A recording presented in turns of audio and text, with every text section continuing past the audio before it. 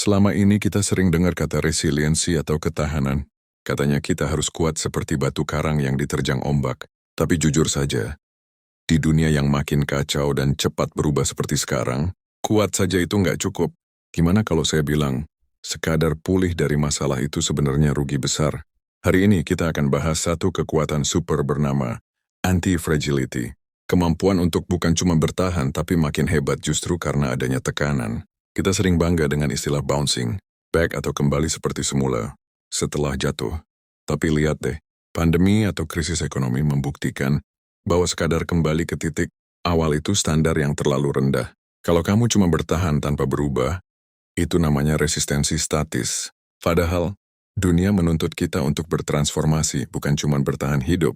Konsep ini diperkenalkan oleh Nassim Taleb. Bayangkan, sebuah sistem yang makin stres, malah makin jago. Kalau mobil punya airbag untuk menahan benturan, sistem anti-fragile itu ibarat tulang manusia. Makin sering diberi beban atau tekanan, dia makin padat dan kuat. Sama seperti evolusi di alam. Kegagalan kecil justru jadi bahan bakar untuk jadi lebih canggih. Terus gimana sih cara praktiknya di hidup kita sehari-hari? Mari kita bedah 3 pilar utamanya satu persatu agar kita bisa naik level dari sekadar bertahan menjadi sosok yang anti-fragile. Pertama, miliki banyak pilihan atau optionality. Jangan pernah biarkan hidupmu hanya bergantung pada satu rencana tunggal atau satu sumber pendapatan saja. Dalam konsep anti-fragile, memiliki banyak opsi berarti kamu punya jaring pengaman yang luas. Kalau rencana A gagal, kamu nggak akan hancur karena kamu sudah punya rencana B, C, hingga D yang siap dijalankan. Intinya, jangan taruh semua telurmu dalam satu keranjang. Semakin banyak pilihan yang kamu bangun hari ini, semakin bebas kamu bergerak saat badai ketidakpastian datang. Kedua, kurangi kerentanan dengan cara eliminasi atau subtracting fragility. Seringkali, cara terbaik untuk jadi lebih kuat bukan dengan menambah hal baru, tapi dengan membuang apa yang bikin kita rapuh. Coba cek lagi. Apa saja hal di hidupmu yang gampang bikin kamu patah?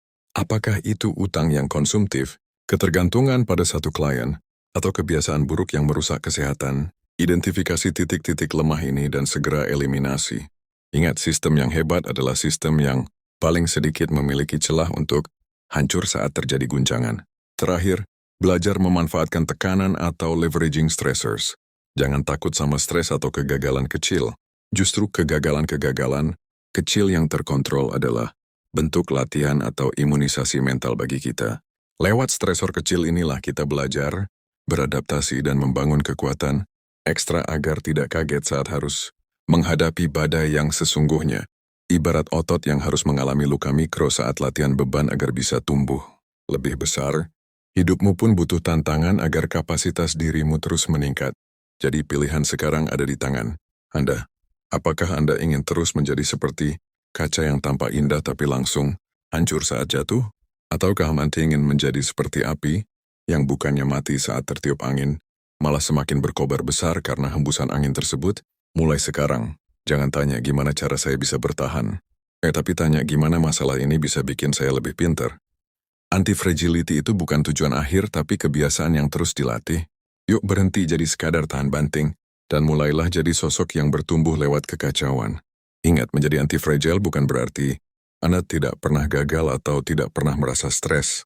Justru ini adalah perjalanan berkelanjutan untuk menjadikan setiap hambatan sebagai habit atau kebiasaan untuk tumbuh, bukan sekadar garis finish. Dunia tahun 2026 tidak akan menjadi lebih mudah, tapi Anda bisa menjadi lebih hebat dari tantangannya. Berhenti hanya bertahan. Mulailah berkembang lewat kekacauan. Sampai jumpa di video berikutnya.